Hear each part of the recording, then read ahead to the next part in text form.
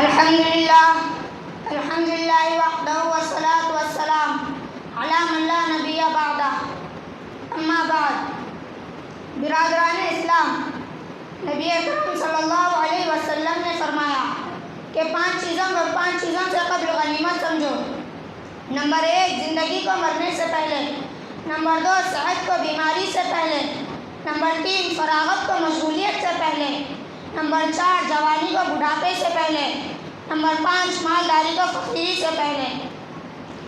نبی اکرم صلی اللہ علیہ وسلم نے امت مسلمہ کو یہ پہلے ہی فرما دیا تھا. صحت و فراغت 2 ایسی عظیم نعمتیں ہیں جن کے سلسلے میں لوگ خسارے میں رہتے ہیں. وقت بڑی قیمتی دولت ہے، اس سے جو فائدہ اٹھا سکتے ہو اٹھا لو. آج فراغت ہے، کل اپنے ساتھ بے شمار مشغولیتیں ہوں گی. آج صحت ہے، کل نہ معلوم کسی بیماری کا شکار ہو جاؤ. آج زندہ، کل منو مٹی کے نیچے مدفون ہوں گے. اس لیے جو کچھ کرنا ہے کر لو، جو فائدہ اٹھانا ہے اٹھا لو. وقت 2 دھاری تلوار ہے، اگر تم نے اسے نہ کاٹا تو وہ تمہیں کاٹ ڈالے گی. عقل مندی کا تقاضا ہے کہ وقت کی قدر کرو. انسان دنیاوی دھندوں میں پھنس کر آخرت کو بھول جاتا ہے. دوستوں، انسان دنیاوی چکر کے حصول کے لیے کولو کے بیل کے مثل ہو جاتا ہے.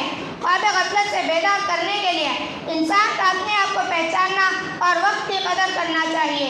انسان کو مختصر سی مدت کی مہلت دی گئی ہے. اس میں وہ جو کچھ بوئے گا آگے وہ اسی کی فصل کاٹے گا. یہ دنیا آخرت کی کھیتی ہے اور 4 دن کے اس عمر مستعار پر اگلی دائمی زندگی کا حال موقوف ہے. اس زندگی کے عمل سے وہ زندگی بنے گی. کسی نے کیا ہی خوب فرمایا، یہ خاکی اپنی فطرت میں نہ نوری ہے نہ ناری ہے. غفلت کے اس گرداب سے نکلنے اور اصلی تعمیری مقصد میں حیات مستعار صرف کرنے کی طرف قرآن نے جا بجا انسان کی توجہ مبذول کرائی ہے. وَهُوَ الَّذِي جَعَلَ اللَّيْلَ وَالنَّهَارَ خِلْفَةً لِمَنْ أَرَادَ أَنْ يَذَّكَّرَ أَوْ أَرَادَ شُكُورًا. قرآن میں زمانہ اور دن رات کی قسموں کے ساتھ مختلف اوقات کی قسمیں ملتی ہیں. کہیں صبح کی، کہیں ضحیٰ کی اور کہیں وقت عصر کی قسم کھائی گئی. ان قسموں کا ایک بڑا مقصد پکار کر انسان کو وقت اور عمر عزیز کی گزرتی لہروں سے نفع اٹھانے اور پل پل لمحہ لمحہ کو تول کر خرچ کرنے کی طرف توجہ دلانا ہے.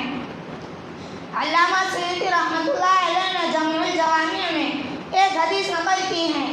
حضرت صلی اللہ علیہ وسلم کا ارشاد ہے کہ ہر روز صبح کے وقت جب آفتاب طلوع ہوتا ہے تو اس وقت ایک منادی اعلان کرتا ہے، آج اگر کوئی بھلائی کر سکتا ہے تو کر لے، آج کے بعد میں کبھی واپس نہیں لوٹوں گا.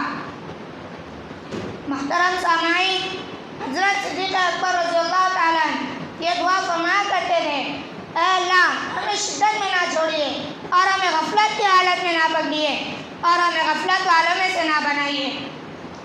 فرماتے تھے، زمانے کی گردش اگرچہ ایک عجیب امر ہے لیکن انسان کی غفلت اس سے زیادہ عجیب ہے. انسان کو اپنے عمر کے اس دن پر آنسو آنے چاہیے جو گزر جائے اور اس میں اس نے کوئی نیکی نہ کی ہو. حضرت عمر فاروق رضی اللہ تعالیٰ عنہ فرمایا کرتے تھے، میری طبیعت پر یہ بات بڑی گرا گزرتی ہے کہ میں کسی کو بالکل فارغ دیکھوں کہ وہ نہ دین کے کام میں مشغول ہو نہ دنیا کے کام میں.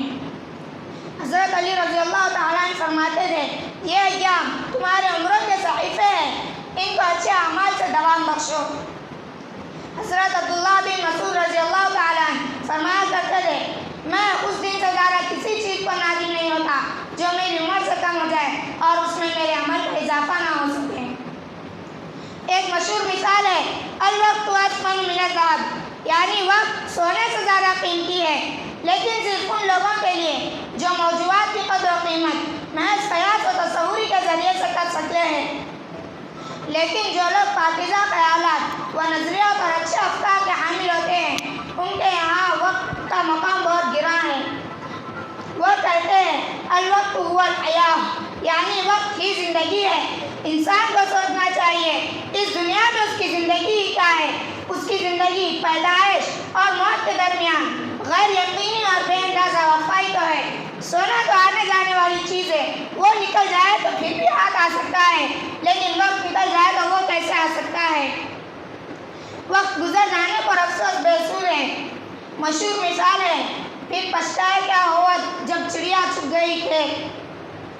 موت پر اتنا افسوس نہیں ہوتا جتنا وقت کے فوت ہونے پر۔ دوزخی یہی کہیں گے، خدایا ہمیں پھر سے ایک بار دنیا میں بھیج دے۔ وقت کو راغب کر دینے والے کہہ دیا کرتے ہیں، فکر خدا و کار جہاں یاد رفتگاں۔ 2 دن کے اس قیام میں کیا کیا کرے کوئی، لیکن انہیں یاد رہے جنہوں نے وقت سے کام لیا وہ اس تھوڑی سی زندگی میں عالم، فقیہ، بزرگان دین، مجید، فلسفی بن گئے۔